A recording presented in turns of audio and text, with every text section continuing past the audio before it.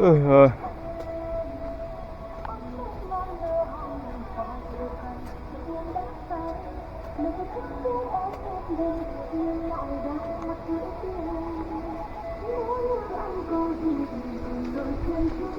Trời sáng nó mưa giờ lắm nước vậy nhỉ?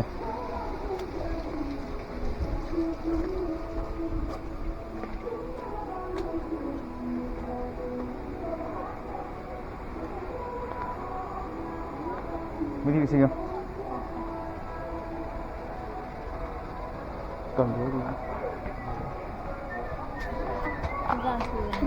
Đi phải. Ra kêu ông đỏ.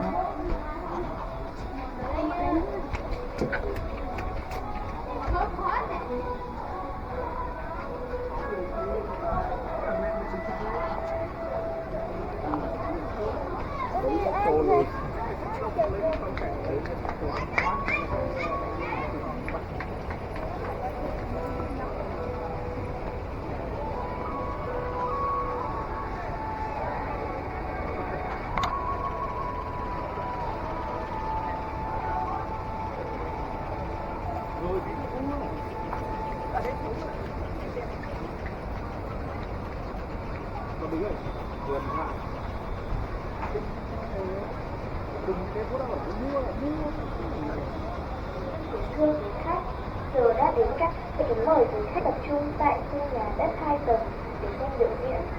The cultural performance by non-ethnic art troupe at Cat Tourist Area has officially started. We cordially invite you to gather quickly at two-story Ethan House area to experience the unique and captivating performance. Deeply rooted in the traditional future of Hmong people, firmly built.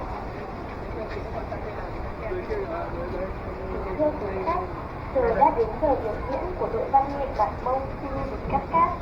Vậy kính mời quý khách tập trung tại khu nhà đất 2 tầng để xem biểu diễn. The cultural performance by Hmong ethnic art troupe at Cat Tourist Area has officially started. We cordially invite you to gather quickly at two-story Ethan House area to experience the unique and captivating. Đây rồi. Vào đây rồi. Vào đây ngồi thôi. Hả? Vào đây ngồi thôi. Thời gian biểu diễn các ngày trong tuần.